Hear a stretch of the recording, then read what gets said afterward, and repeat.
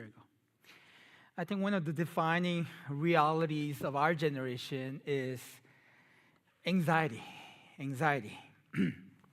There are nights that I'm lying on my bed after a long, really long day. And I try to go to sleep, but I can't go to sleep. I'm thinking about ministry, church. I'm thinking about people in my life, friends, family. I'm thinking about my responsibilities, sermons. And I think about things I forgot to do and things I have to do tomorrow. And I realize even when my body stops and wanted to go to sleep, wanted to take a rest, my mind just keeps running and running and running. And I'm pretty sure many of you know what I'm talking about. And if I'm honest, rest, the word rest, doesn't really feel natural to me. Because if you grew up the way I did, under the immigrant parents, we were raised to survive. We were taught to work hard. We were taught to make lots of sacrifice and persevere and endure. And there's beauty in that. And I'm deeply grateful. Many of our parents sacrificed so much for us. And if I can speak about my parents for a moment, my parents literally left everything behind and came to America so that my sister and I can have a better future. My dad was a successful businessman in Korea. He owned multiple houses and a restaurant, and life was great. But when he came to America, he had to clean toilets at a college at night just to make ends meet. He had to do that. And I remember my mom coming home from a dry cleaner, exhausted, sweaty, and smelling like heat and chemicals because it was over 100 degrees outside that day. Many of our parents gave up comfort, gave up status, gave up language, everything, so that their kids, their children, could succeed. And because of their sacrifice, many of us learn responsibility early on. We learn to persevere, we learn to endure through many hardships. And we learn what it means to make sacrifices for our families. But somewhere along the way, we've also learned how to live with anxiety. We learn to carry the pressures of life. We learn to constantly strive and pursue excellence. We learn to measure ourselves against others. We learn to feel uncomfortable slowing down or rest because we didn't want to waste the opportunities that our parents worked so hard to give us. We didn't want to see that go to waste. And honestly, even in church, sometimes we carry the same pressure. We bring in the same mentality of striving and performing. And after living this way for so long, anxiety becomes part of our story, part of our culture. And that means slowing down and resting feels unnatural. It feels like it's unproductive. It feels like it's irresponsible and being lazy. So even when our bodies are exhausted, right, our souls keep striving. Keep going. Yes, keep going. Think about your parents' sacrifice. Keep going. And eventually what happens is, even when there's no storm around us in our lives, there's still storm that we feel inside of us. It is still raising storm inside of us. Even now, every time I get a call from my parents, sometimes even in my dreams, my heart drops and I get super anxious. And I know where it's coming from. When I first came to America, I was 7th grade. I remember having to call, as a 7th grader, call insurance company or the bank and translate things for my parents. But I didn't know the words I need to say. I had no idea what I was doing. Nobody taught me anything about insurance company and the bank. I had no idea. But from that point on, though, I felt this pressure to help my family figure out life here in America. I have to figure that out for them. And because I had to learn everything from scratch, I became a very anxious kid. And over time, feeling anxious became part of who I am. And even to this day, I'm still carrying some of that weight with me, especially with my parents. That's why whenever I get a call from them, I'm like, okay, what's going on? Are they okay? What do they need from me? And if I'm completely honest and vulnerable with you, whenever my phone rings, it doesn't matter who it is, I get nervous. And that's why my phone is always on vibration mode, because that helps a little. I don't like to hear the phone ringing in my ears. And this is what I mean when I say, even when there's no storm around us, my life is cruising and it's okay, it's going pretty well. There's still something. There's a storm that's raging inside of me.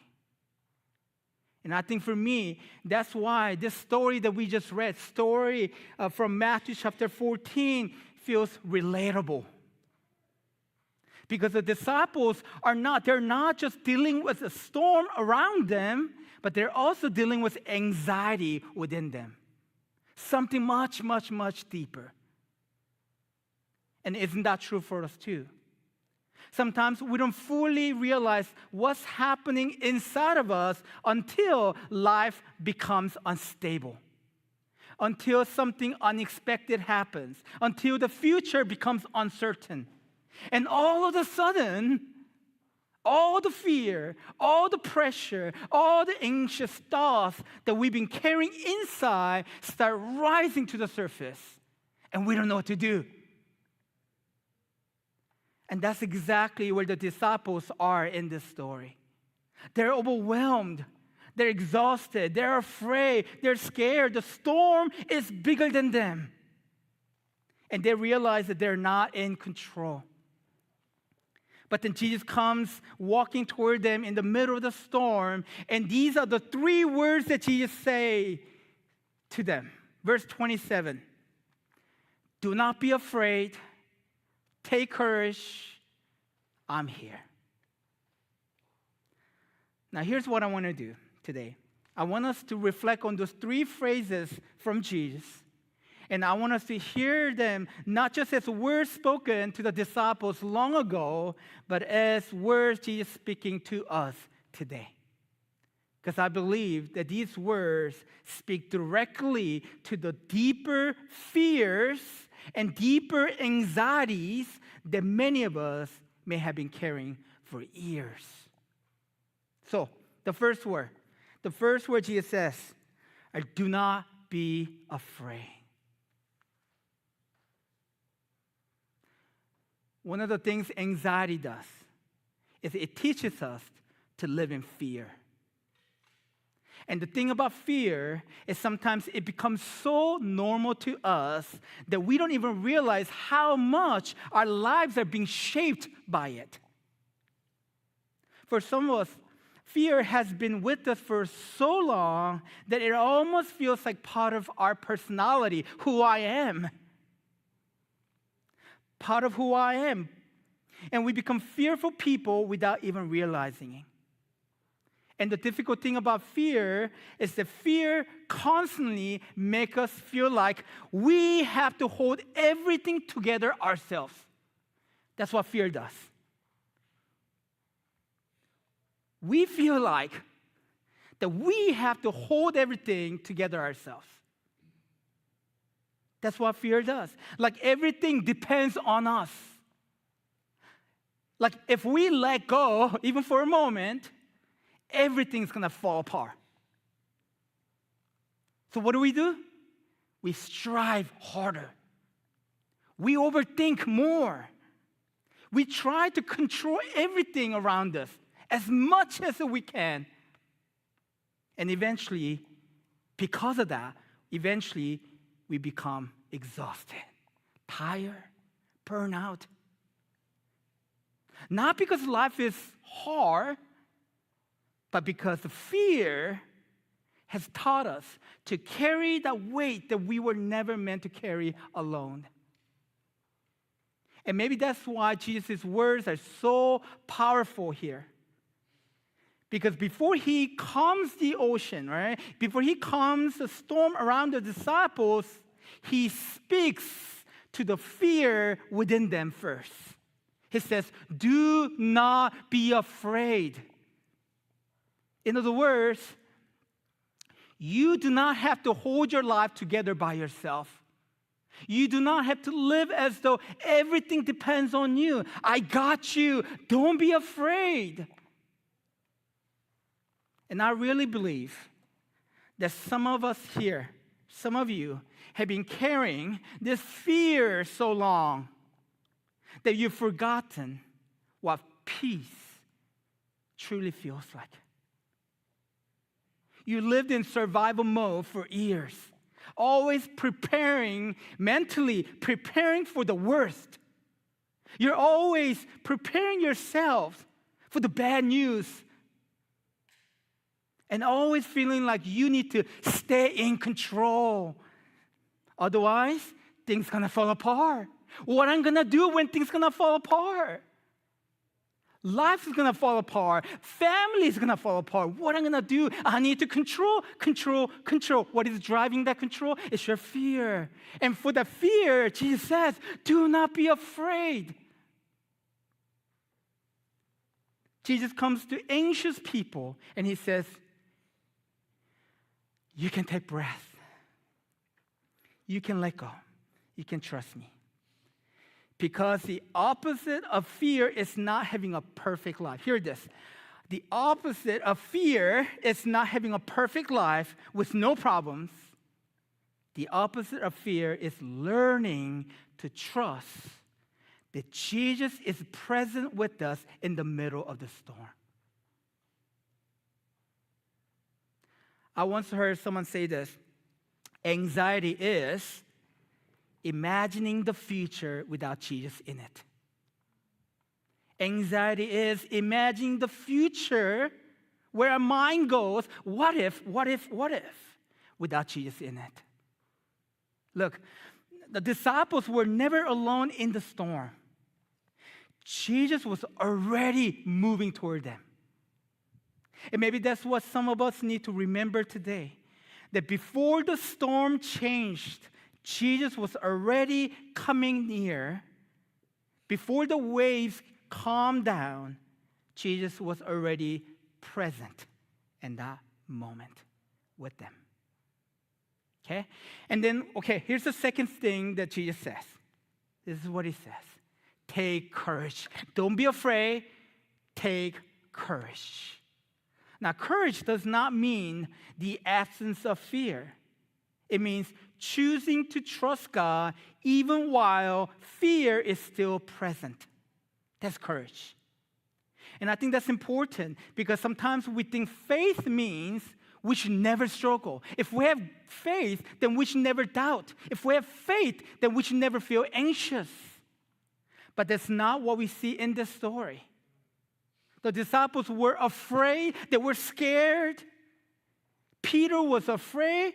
And yet, Jesus still invited Peter to step out of the boat. Why? Because courage is not pretending that the storm isn't real. Courage is keeping your eyes on Jesus in the middle of the storm.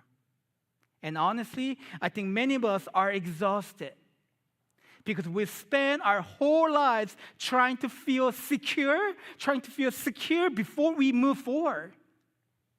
We want certainty in our lives. We want guarantees in our lives. We want control before taking that first step towards Jesus and stepping out onto the water. But that's what Jesus is calling us to do. Take courage. Step out of boat. Yes, storm is still happening. Yes, storm is still going. But I want you to step out of boat. Come toward me. You can walk on water. Peter did not step out of the boat because the storm disappeared. The storm was still there. The waves are still crashing. And yet Peter stepped out anyway because Jesus said, come, trust me and walk on water. Fix your eyes on me and come to me. And that's what courage looks like spiritually. So if you're taking a note, I know some of you guys are, write this down. Okay? Courage, what is courage? Courage is trusting Jesus before everything makes sense. Okay? Here's another one. Courage is obeying Jesus before you feel ready. One more. And courage is taking the next step, even while your heart is still trembling because you're anxious. You're anxious. You still take that next step. And maybe for some of you here today, Jesus is inviting you to take a step toward Him. Maybe it's trusting Him with your future. Maybe it's surrendering your control. Maybe it's slowing down and rest. Maybe it's asking for help. Maybe it's finally being honest about what you've been carrying inside. Because real courage is not proving how strong you are. Real courage is learning to trust that Jesus is enough, even in the middle of my fear. All right, moving on. Finally, what's the last word that Jesus says? He says, I am here. I am here. Think for a moment why Jesus said that. Why do you think Jesus said, I'm here? What was He trying to remind them of? I'm here. This is huge because this is the foundation of everything. Because the reason we do not have to live in fear and the reason we can take courage is because Jesus is with us. Notice, Jesus does not explain the storm. Hey guys, this is why the storm happened. This is how it happened. He didn't explain how long it's going to take, whether it's going to get worse or not. He doesn't say any of that. He does not give the disciples a 5-step plan. Okay, follow these 5 steps, then you're going to be in a better place. Here's what you need to do. He didn't say that.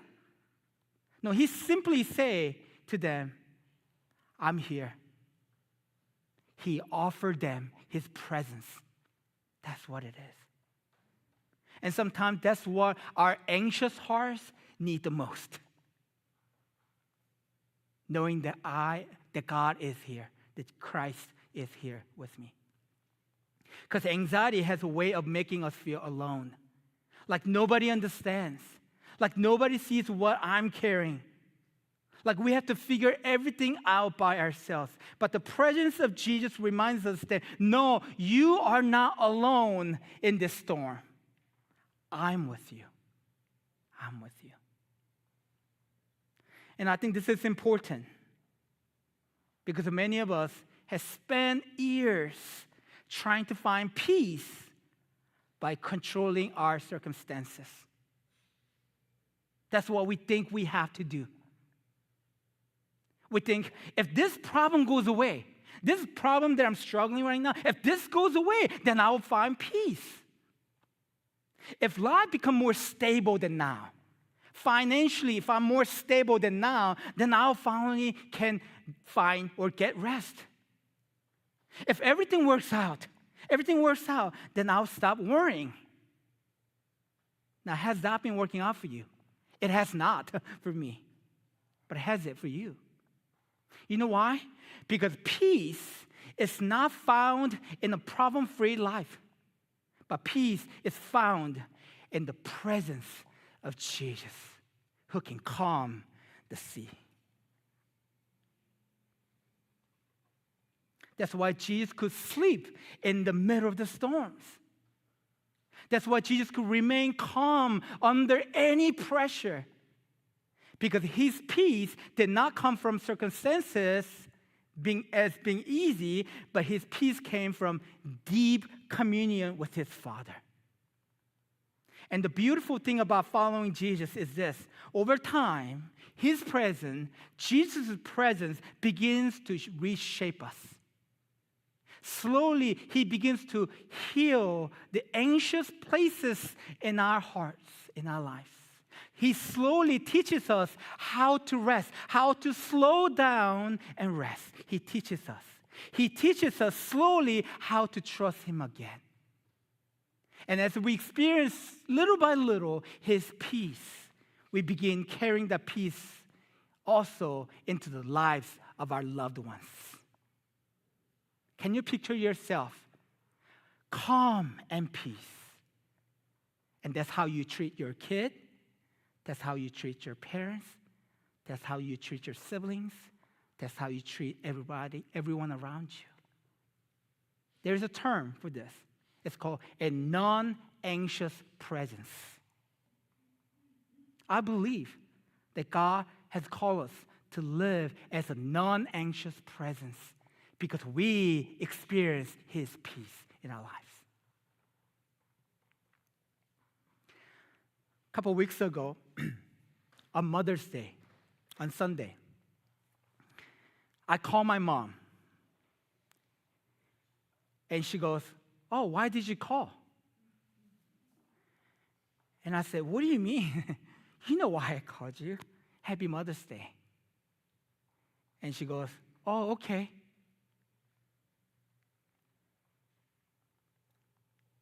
I'll be honest with you. I don't call my parents very often. I don't like calling them. Not only them calling me, I don't like calling them either. I want to, don't get me wrong, I want to call them every single day. That's how much I love them and thankful for them. I don't want to, though.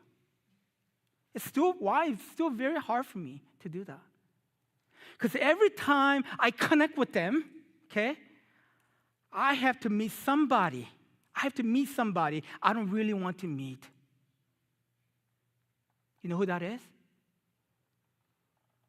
That anxious middle school kid who still lives inside of me. I don't want to face him. You know that kid who felt like he had to figure everything out. That kid who felt responsible for holding everything together and sustain it. That kid who learned early on, maybe a little too early, that if something goes wrong, that he needs to fix it. It's too much. It's too overwhelming. And I don't want to meet that guy. I don't want to meet that kid. I don't. And if I could erase that anxious kid who lives in me, I probably would. I'm okay never seeing him again, ever again. But I know I can't do that. But over the years, what Jesus is slowly teaching me is this. I don't have to carry everything on my shoulders. I don't have to carry it alone. And little by little, Jesus is teaching me how to stop living in survival mode. He's teaching me how to breathe again, how to rest, how to trust. and how to believe that even when I'm anxious, even when I'm afraid and scared, even when I'm overwhelmed, He is still with me. And maybe that's the invitation for some of you here today, that God is reaching out to you and inviting you in. The invitation is not to figure out everyone's problems in your life. Maybe the invitation is simply to let Jesus meet you in those anxious places and heal you, transform you. Because the good news of the gospel is not that we are strong enough to hold our lives together and prove it to Him and prove it to others that I'm a good Christian. But the good news is that Jesus is with us, acknowledging that in the middle of the storm, and trust Him.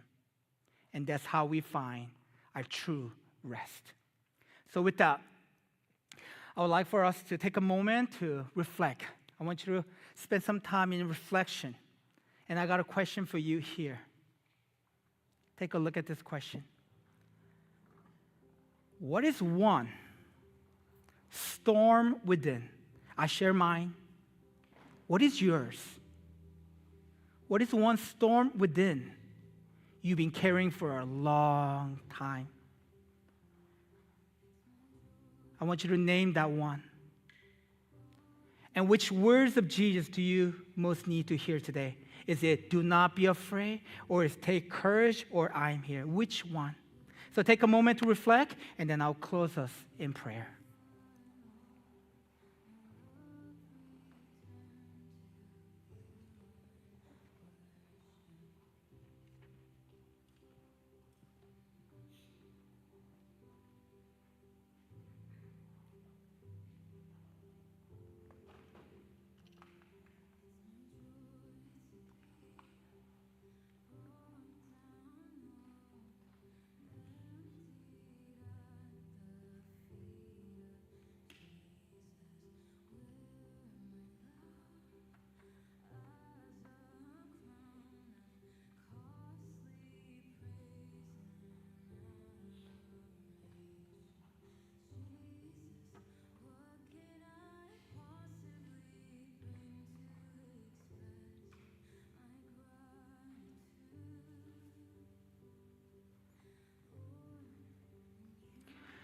God, we thank you for what you're doing in our lives. Thank you for who you are and how much you care for us. God, you see us. You see the storms around us, but also you know the storms that are raising inside of us. You see the fear, you see the pressure, you see the exhaustion and anxiety that we carry in our hearts. And today we thank you for the words of Jesus. Do not be afraid. Take courage. I'm here. Father, for those who are weary this morning, would you bring rest to their souls? For those who have been living in fear for so long, would you remind them of your love? And would you teach them to trust you and give them strength to fix their eyes on you in the middle of the storm? And as we experience your peace, would you form us into people who carry that same peace into the lives of others? Oh God, we love you and we trust you. And we pray all of these things in the name of Jesus, our Prince of Peace. Amen.